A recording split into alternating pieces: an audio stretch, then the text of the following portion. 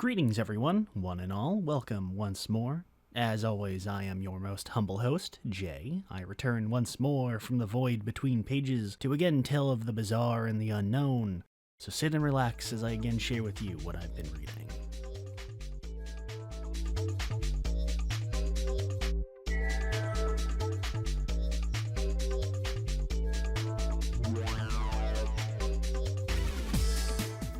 I've mentioned it plenty of times before, but Black Adam ranks highly on my list of favorite supervillains.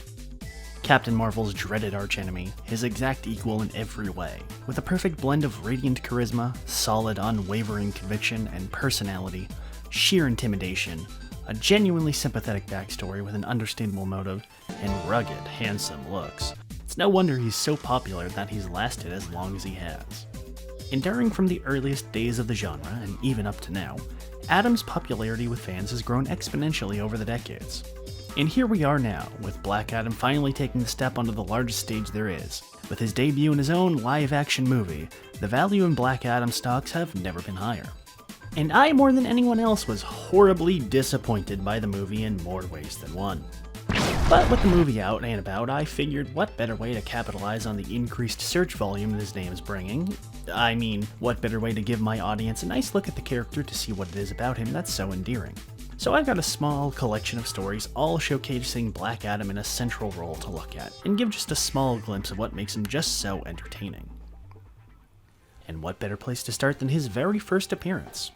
Black Adam first appeared in issue number 1 of the Marvel Family, an anthology title focusing on the Big Red Cheese and his extended group of Shazamites, written and illustrated, as always, by Otto Binder and C.C. Beck.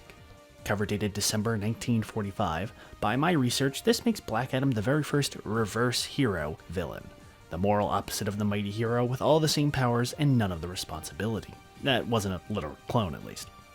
From the get-go, Adam comes out pretty well formed with little deviation from his present-day self, his backstory established quickly and succinctly.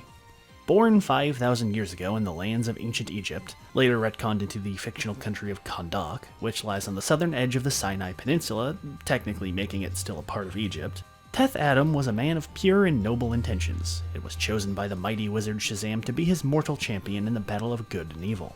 Rechristened Mighty Adam, Adam quickly succumbed to his own innermost greed and vile desires, murdering the pharaoh and attempting to seize control of the country, until he was stopped by the wizard.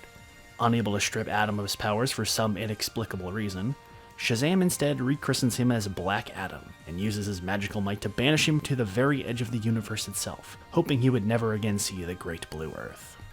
Unfortunately for the mighty wizard, he forgot that his great champion is just as powerful as he was, and Adam has spent the last 5,000 years flying back to Earth, fortunately arriving at just the right time as Shazam has a new champion to fight Black Adam's evil.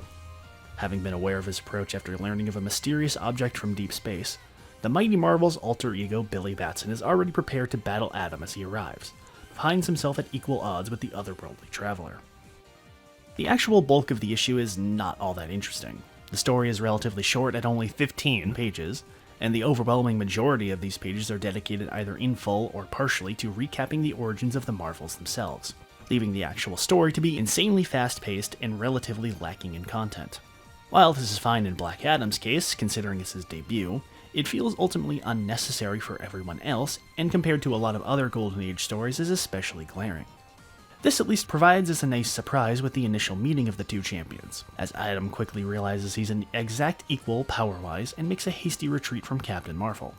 I do like the idea that Black Adam and Captain Marvel are so equally matched power-wise that they literally can't even harm each other. It's a fun way to show just how evenly matched your foe is, although I understand why they never really brought that back after this.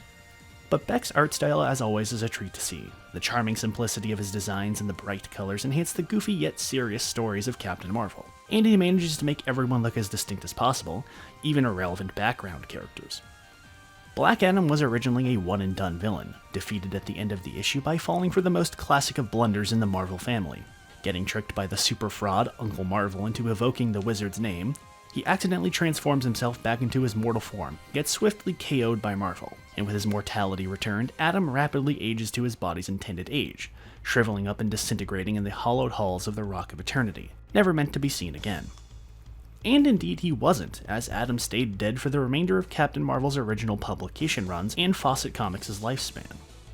It would be 22 long years before Black Adam made his return to the world of the living to once more torment the Marvels. Now over at DC Comics, once they acquired the rights to the Marvels, Black Adam would be revived in issue 28 of Shazam, in a story written and illustrated by E. Nelson Bridwell and Kurt Schaffenberger. Black Adam owes his life to the Big Red Cheese's other arch-nemesis, the fiendish Dr. Sivana. Engaging on a destructive crime spree across the eastern US, Sivana has chosen to recruit the fiendish Black Adam in his never-ending campaign to threaten and harass Billy Batson at every corner, restoring him to life using a powerful invention known as the reincarnation machine, which can create a perfect duplicate of a dead person from the moment they died and reassemble them at a molecular level. Because fuck you, he's Dr. Sivana. Adam, once again in the land of the living and his incredible might restored, immediately pays Sivana back by blowing up the reincarnation machine, as it is, inexplicably, the only thing that can kill him now for reasons unclear, and ignoring whatever crackpot scheme Sivana had planned to go out to get revenge against Marvel. The issue also introduces a mild retcon to Adam's power, revealing that he gains his abilities from the Egyptian gods rather than the Greek ones like the other Marvels. This detail would remain even up to now, although it still doesn't explain why the hell the wizard just can't revoke Adam's powers, but whatever, roll with it. The story from here consists largely of Adam's increasingly ridiculous plans to thrash Marvel's ass, coinciding with Billy and Uncle Dudley arriving in Boston. It's admittedly a rather dull issue as well, as while the two's fight is fun, it doesn't offer a whole lot of substance to it. The fun of getting to see Sivana and Adam out-ham each other is squandered as they spend very little of the story in the same scene, and as such never really get a chance to spar their egos. And there's a weird pseudo-educational vibe to the story as it repeatedly stops to discuss either current relevant events or focus on Massachusetts' historical moments and landmarks. Not even a casual time travel jaunt gives this issue much to talk about as there's a discernible lack of shenanigans that occur within it. But I'll give the issue one thing and say that I really quite enjoy the artwork. It captures a lot of Beck's aesthetics and artistic sensibilities while refining them to match the comics of the era, and the color palettes are very much the same. And I enjoy the thematic callback with the ending, where Uncle Dudley once again manages to defeat Black Adam by tricking him into evoking the wizard and losing his powers. Marvel is able to score the victory by using his special amnesia punch, because of course Captain Marvel has that power, to take away Adam's memories, effectively rendering him harmless and without power. Adam's return to the spotlight was somewhat short-lived, but it would re-establish him as a central figure in Captain Marvel's mythology forevermore. Adam's amnesia would be undone relatively quickly, unsurprisingly, and he would once again return to being a major threat to the denizens of Earth S, although never quite managing to take center stage again. Black Adam, Captain Marvel, and the rest of Earth S would remain a key figure in the DC Comics universe, until 1985 and the immortal Crisis on Infinite Earths. Following the climax of the grand event, Earth S was destroyed, alongside the rest of the Infinite Multiverse, folded over into a single unified Earth for all of DC's creations to live upon. As was the case for most of DC's cast, the newly established continuity would be used as a launching point to reinvent and retool their origins, personalities, and overall stories, and Black Adam and the Marvel family was no exception.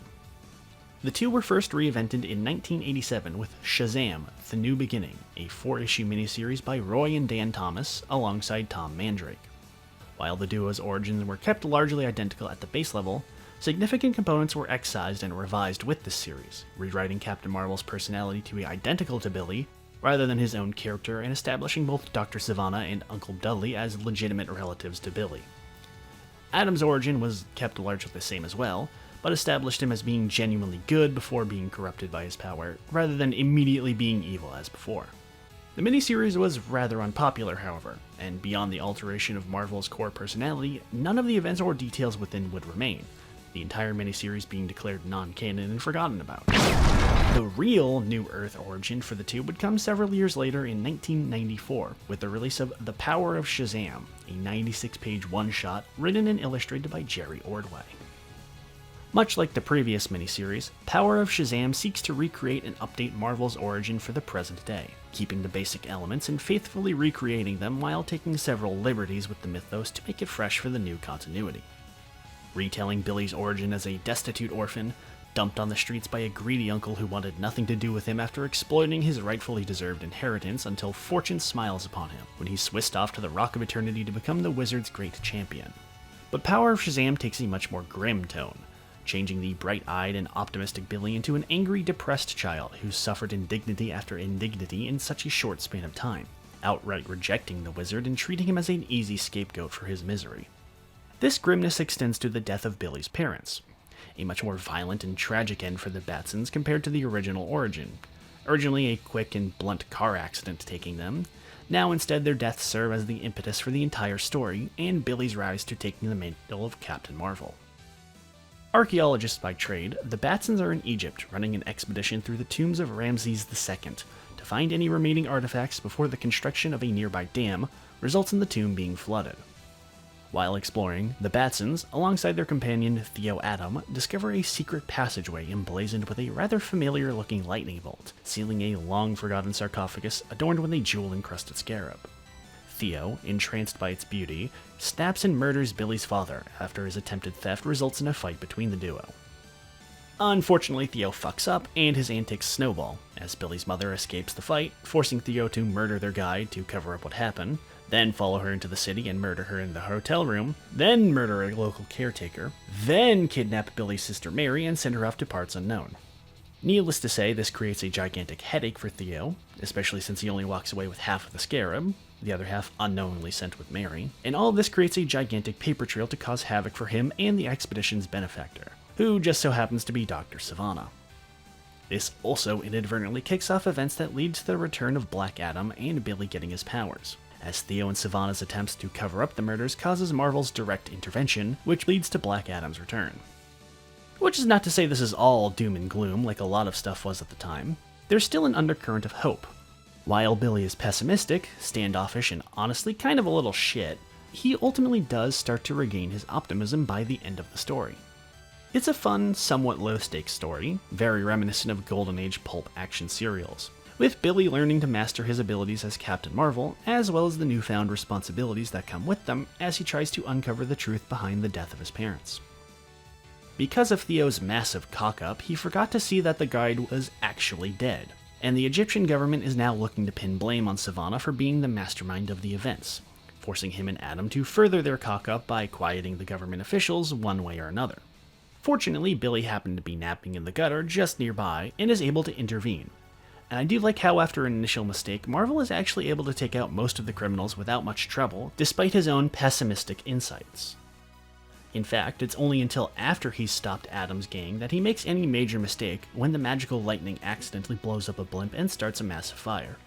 Granted, it was Sivana's blimp, so who really cares? It's a mild subversion of the typical first outing that ends in disaster, although regardless, Billy's reactions to everything being that he screwed up and wanting out of being Marvel is handled pretty well. Honestly, it's Black Adam's inclusion in the story that it's its weakest aspect. What was up to then a pretty fun retro throwback with a fresh perspective becomes a rather dull punch-em-up. Adam's backstory is altered somewhat here, changing his banishment to Beyond the Stars, instead having Shazam seal his soul and powers within the aforementioned scarab. Theo, who claims to be a reincarnation of Teth Adam, although inconsistently and interchangeably referred to as his descendant, comes to have visions of the wizard and the true power of the amulet after his initial battle with Captain Marvel, eventually able to restore part of his former might with the one half of the amulet in his possession. Believing the other part to be in Billy's possession, due to a misunderstanding when he tried to hide it earlier in the story, Adam decides the best course of action is to go rob the homeless, inadvertently getting Captain Marvel's attention and starting a generic brawl between the two. Which is not to say the fight is by any means bad, it's at least well drawn and well plotted, with a consistent flow of events. It's just nothing all that new being presented. Ordway's art solidly carries the fight and is truly the personal highlight for the entire book. The photorealistic, hand-painted artwork is highly unique for a mainstream release, evoking the art styles of Golden Age pulp adventure and science fiction stories brought to full motion, with little expense for detail spared. Ordway predominantly uses a very warm color palette, using primarily red-yellow tones, gee, I wonder why, for a rich and lively feeling from the art. The realistic looks given to the cast manage to faithfully replicate the more contemporary versions of the characters, while also making it seem as if pulled from photo reference of a real actor. Some scenes lean more towards the former than the latter, although some of the more animated facial expressions can be uncanny. The anachronistic technology and aesthetics evoke the timeless nature of Captain Marvel, a deliberate period piece that places it squarely within the Golden Age origins of the character, yet still feels contemporary nonetheless. Overall, Power of Shazam is a wonderful little one-shot, a perfect little slice of what makes Captain Marvel such a compelling and popular character, succeeding in its goal of reinvigorating the character for the modern DC universe without needing to change any details in the process. While the story itself is fairly basic, with a somewhat pointless fight tacked on at the end, it captures the personalities of the characters well and weaves a compelling origin story. Although personally having Black Adam being responsible for the deaths of Billy's parents feels a little unnecessary. I would personally recommend this as a solid intro point for Captain Marvel for anyone interested in the character or the mythos. The story ends with, how else, Black Adam forced into depowering himself, with Shazam severing his vocal cords to prevent him from ever accessing his powers again. This, naturally, didn't last, and Black Adam was back to tormenting the Marvels within a year. The full Power of Shazam series spun off from this would further elaborate on details established within, establishing him as the son of Ramses II, hence his placement within the tomb, as well as a semi-retcon saying that his powers weren't actually connected to the wizard due to a demon screwing with things and being responsible for his downfall, which was mostly ignored by later writers. Rounding out our little showcase, we have one of Adam's biggest stories, and the one most immediately relevant to the movie. In the lead up to the release, many people have asked me at one place or another why they're using the Justice Society in the film, rather than more immediately well-known heroes. And the reason for this is that Black Adam was once a member of the JSA, with the movie primarily borrowing story elements from a storyline entitled Black Rain.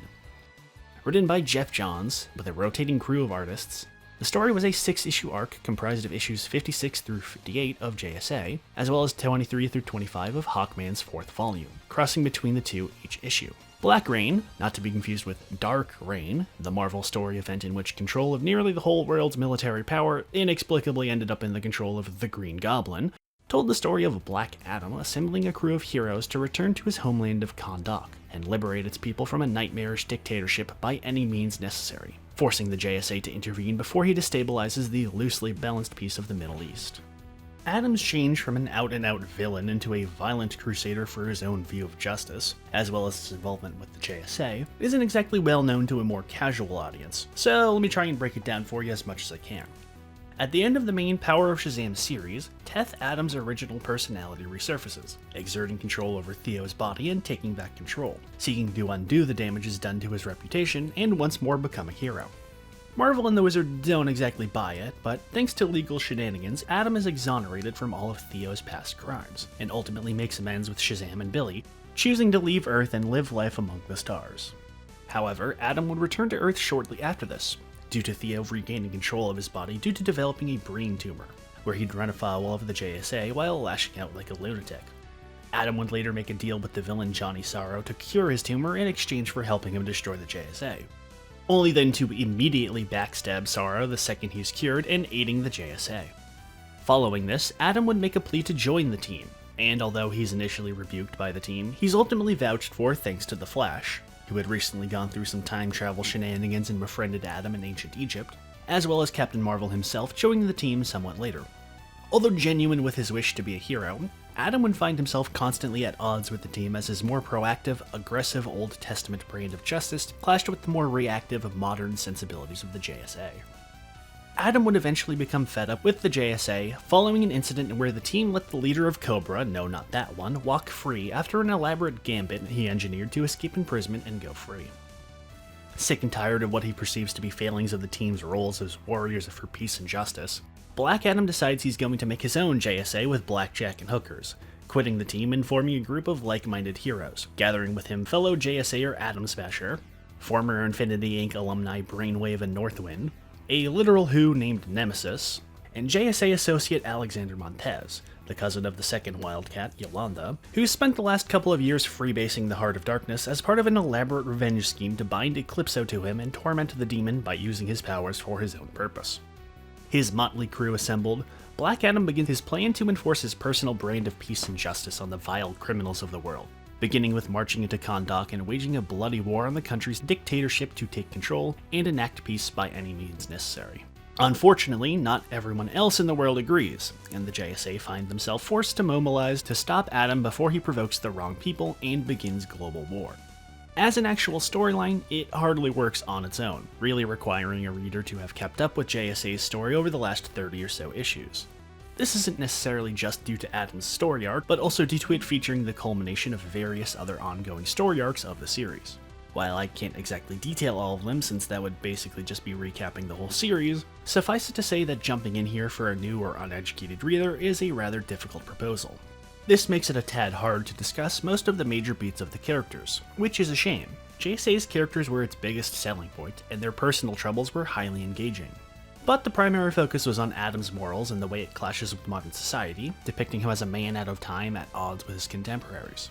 I do like how Johns never paints Adam as wholly wrong or right, pointing out the failings in his methodologies but not outright demonizing him or saying his motives were wrong. Indeed, even the JSA ultimately don't fault Adam's underlying goal, more so his methods. His teammates somewhat fall flat though, while Atom Smasher fulfills a great position as an in-between for the two forces, and his story arc throughout is really well written, showing his own indecisiveness and inner guilt for his own moral compromises. The other compatriots of his are either utter non-characters, or really lack any sympathetic bend to their roles. Even Alex, who's spent the last 20-something issues struggling with what happened to his cousin, really just evolves into a cackling loon once he powers up as Eclipso and doesn't really get to explore anything deep. There is a really solid moment where Adam has a debate with Billy after he's captured, where he finally raises the question of just why exactly Shazam couldn't, or wouldn't, just forcibly depower him, with Adam twisting into an unspoken approval of Black Adam's motives despite his consistent attempts otherwise.